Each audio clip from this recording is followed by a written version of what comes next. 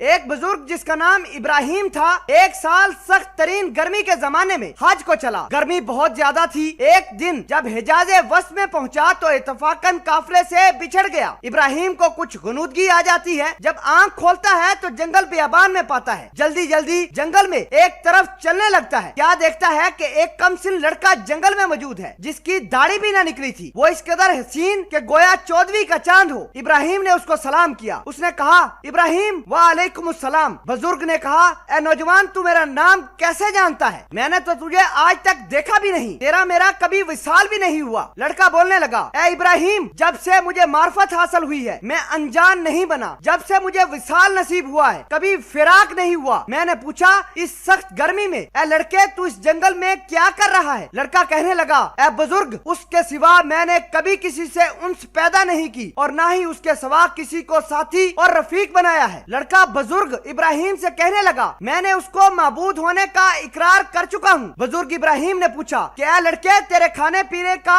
ذریعہ کیا ہے؟ کہنے لگا محبوب نے اپنے ذمے لے رکھا ہے۔ اس کے بعد لڑکا ابراہیم کے سامنے رونے لگا۔ آنکھوں سے آنسوں کی لڑی موتیوں کی طرح اس کے رخسار پر جاری ہو گئی۔ لڑکے نے چند اشعار پڑھنا شروع کر دیے اور کہا کون شخص مجھے ڈرا سکتا ہے اس جنگل بیابان کے اندر؟ میں تو اس جنگل کو اپنے محبوب کے لیے کاٹ کر آیا ہوں، میں اس پر ایمان لا چکا ہوں، مجھ کو کوئی چیز بے چین نہیں کر پائے گی، میرا شوق اور مزید ابھر گیا ہے۔ اللہ کا چاہنے والا کبھی کسی آدمی سے نہیں ڈر سکتا۔ اگر مجھے بھوک لگے گی تو اللہ کا ذکر میرا پیٹ بھرے گا، اس کی حمد و ثنا کی وجہ سے مجھے پیاس نہیں لگ سکتی۔ اگر میں ضعیف اور بوڑھا ہو جاتا ہوں تو اس کا عشق مجھے حجاز سے خراسان تک لے جا سکتا ہے۔ تو میرے بچپن کی وجہ سے مجھے حقیر نہ سمجھ اے ابراہیم، مجھ پر ملامت نہ کر۔ بزرگ ابراہیم نے کہا اے بچے تو مجھے اپنی عمر بتا۔ بچے نے کہا کہ میری عمر 12 سال ہے۔ کم سن بچہ ابراہیم سے کہنے لگا کہ اے بزرگ میری عمر پوچھنے کی ضرورت تجھے کیا پیش آئی؟ میں نے کہا کہ مجھے تیری باتوں سے بہت زیادہ حیرت ہوئی ہے۔ اللہ کا شکر ہے کہ مجھے خدا نے 1000 نعمتیں دی ہیں۔ اللہ کا فضل ہے کہ اس نے اپنے بہت سارے مومن بندوں سے مجھے افضل پیدا کیا ہے۔ بزرگ ابراہیم کہنے لگے کہ سبحان اللہ کیسی تیری صورت خدا نے بنائی ہے۔ لڑکے نے تھوڑی دیر اپنے سر کو نیچے جھکایا اور پھر اوپر کی طرف نظر اٹھا کر بہت ترچھی اور کڑوی نگاہ سے ابراہیم کو دیکھنے لگا اور چند اشعار پڑھے جس کا ترجمہ یہ ہے کہ اگر میری سزا جہنم ہو تو میری ہلاکت ہے، اس وقت میری یہ رونق اور میری خوبصورتی خدا کے سامنے بے سود ہوگی۔ لڑکا کہنے لگا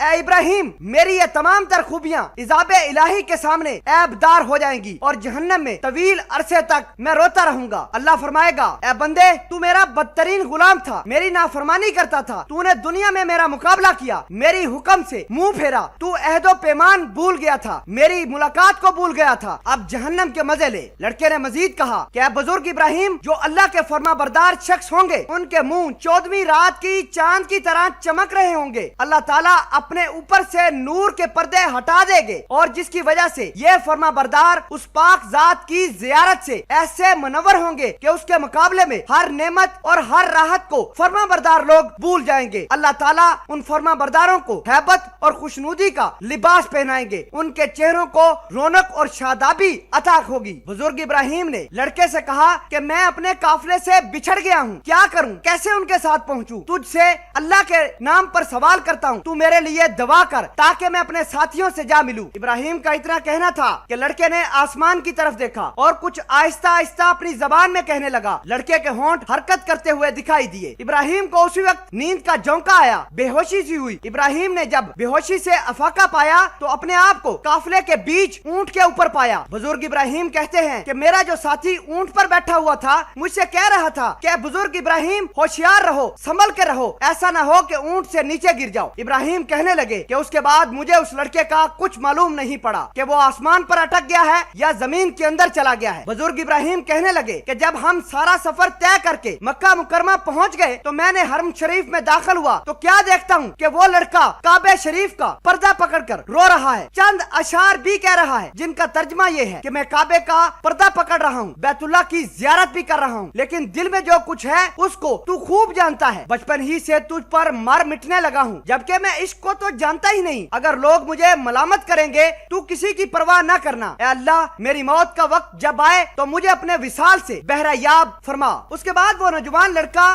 अल्लाह के सजदे में गिर गया। बुजुर्ग इब्राहिम ये तमाम तर मामला देखता रहा। सजदे में जब बहुत देर हो गई तो इब्राहिम ने उस लड़के के पास गया और उसको हिलाया, लेकिन उस वक्त तक उस लड़के की रूह परवाज हो चुकी थी। बुजुर्ग इब्राहिम कहते हैं कि मुझे उसके इंतकाल का बहुत सख्त सदमा हुआ। मैं वहाँ से उठकर अपनी क़याम गाह पर आया, उसके कफन देने के लिए कपड़ा लिया, मदद के लिए 2 आदमी भी साथ लिए, लेकिन जब वहाँ पहुँचा जहाँ उस मुर्दे को छोड़ कर आया था उसकी नैश का पता नहीं चल पाया। वहाँ से दूसरे हाजियों से दरियाफ्त भी किया मगर किसी को मालूम नहीं था कि वो लड़का कहाँ गया। तो मैंने समझा कि शायद अल्लाह ने ऐसे लोगों को आम लोगों से पोशीदा फरमा रखा है। इब्राहिम कहते हैं कि मैं वहाँ से अपने क़याम गाह पर वापस आ गया। मुझे नींद आ गई। ख्वाब में वही कमसन लड़का जिसकी मौत वाक़या हुई थी वो मेरे सामने आ गया। उसका चेहरा इस कदर नूरे अकरम से चमक रहा था, वो एक उम्दा जोड़े में था, उसकी सफात बयान नहीं की जा सकती। इब्राहिम ने उस लड़के से कहा, क्या लड़का तेरा तो इंतकाल नहीं हुआ था, मैं तेरे लिए कफन दफन का